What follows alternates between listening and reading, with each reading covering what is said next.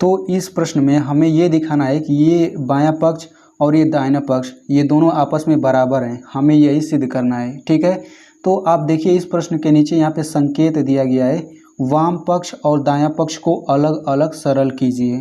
यानी कि इसे सिद्ध करने का एक और तरीका होता है कि हम लोग सबसे पहले इस बायां पक्ष को हल करें, फिर दाहिने पक्ष को हल करें, और अगर दोनों को हल करने के बाद जो लास्ट में दोनों का पद आता है अगर वो दोनों बराबर हैं तो सिद्ध हो जाएगा कि ये भी दोनों आपस में बराबर होंगे। ठीक है, तो हम लोग सबसे पहले इस बायां पक्ष को हल करेंगे। ठीक है, तो यहाँ पे हमने सबसे पहले बायां पक्ष को ये पूरा लिख लिया। अब लिखने के बाद इसे हम लोग सरल करते हैं। तो यहाँ पे देखिए कोसेक ए बराबर होता है 1/sin ए, फार्मूला होता है, तो हम लोग इसके जगह रखेंगे 1/sin ए माइनस ये हो जाएगा sin ए कोष्टक बंद इंटू सेक ए बराबर होता है 1/cos ए, तो ये हो जाएगा 1/cos ए माइनस cos ए। ठीक है, अब इसे आगे हल करते हैं।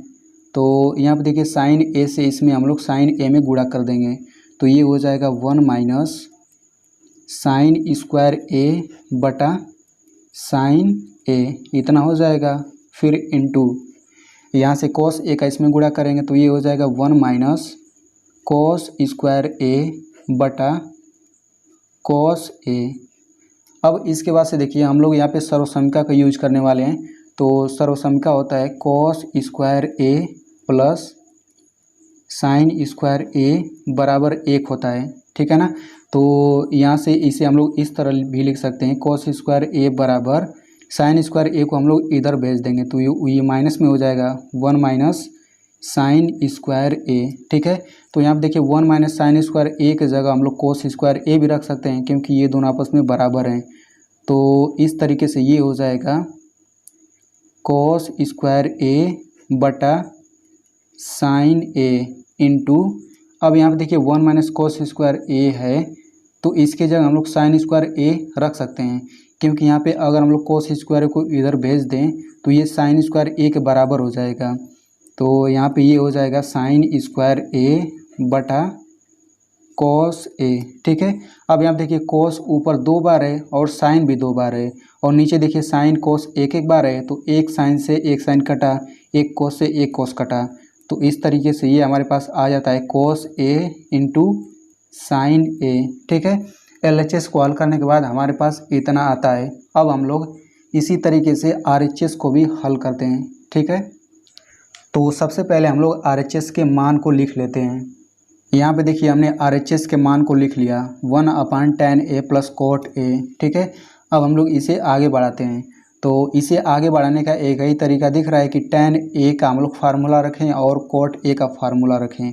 तो इसे हम लोग इसी तरीके से विस्तार करते हैं। तो tan ए की जगह हम लोग रखेंगे sin ए बटा cos ए, क्योंकि फार्मूला होता है tan ए बराबर sin ए बटा cos ए, उसी तरीके से फार्मूला होता है cot ए बराबर cos ए बटा sin ए, cos ए बटा sin ए। ठीक है, अब इसे आगे कैसे हल करना है। अब यहाँ पर नीचे देखिए ये दोनों एक तरह से भिन्न हैं, तो जिस तरीके से आप भिन्न हल करते हैं उसी तरीके से इसको भी हल करना है, यानी इसका और इसका एलसीएम लेना है। ठीक है ना, तो अगर आपको यहाँ पे कठिनाई हो रही है एलसीएम लेने में तो यहाँ पे आप एक सरल तरीका उपयोग कर सकते हैं, यानी कि जहाँ पे भी आपको एलसीएम लेने में दिक्कत हो वहाँ पे इस रूल का उपयोग कर सकते हैं जो मैं बताने जा रहा हूँ। आपको करना क्या है कि इसका इसमें गुणा करना है और नीचे वाले का इसमें गुणा करना है। ठीक है, इसका गुणा करने के बाद आपको नीचे आपस में इन दोनों का भी गुणा कर देना है। ठीक है ना, तो चलिए हम लोग करते हैं गुणा। तो अब देखिए sin ए का इसमें गुणा करेंगे तो ये हमारे पास हो जाएगा sin स्क्वायर ए फिर प्लस का चिन्ह, cos ए का इसमें गुणा करेंगे तो ये हो जाएगा cos स्क्वायर ए। ठीक है, इतना हो गया। अब हम लोग नीचे भी गुणा कर लेते हैं तो ये हो जाएगा बटा cos ए इंटू साइन ए, cos ए इंटू साइन ए। अब ये जो विधि है ये आप हर जगह उपयोग कर सकते हैं। ठीक है ना, यहाँ पे देखिए ये मेन बटा है तो ये हो जाएगा 1 फिर मेन बटा। अब देखिए साइन स्क्वायर ए प्लस कोस स्क्वायर ए 1 के बराबर होता है तो हम लोग यहाँ पे 1 रख लेंगे, ये हो जाएगा 1 फिर बटा कोस ए इंटू साइन ए, ठीक है ना। तो अब यहाँ पे देखिए ये ऊपर जब गुणा के रूप में जाएगा तो ये नीचे वाला पलट जाता है, तो ये हो जाएगा 1 गुणा कॉस ए इंटू साइन ए बटा 1, ठीक है ना। तो इसे हल करने के बाद क्या आता है, ये आता है कॉस ए इंटू साइन ए। तो अब आप लोग देख सकते हैं कि LHS का मान हल करने पर इतना आया और RHS को भी हल करने के बाद इतना ही आ रहा है। तो इस तरीके से हम लोग कह सकते हैं कि LHS बराबर RHS।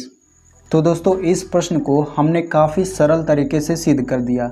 अगर आप इस प्रश्नावली के बाकी सभी प्रश्नों को भी ऐसे ही सरल तरीके से सिद्ध करना चाहते हैं तो यहाँ पे इस लिंक पे क्लिक करके आप प्लेलिस्ट की सहायता से बाकी सभी वीडियोस को भी देख सकते हैं।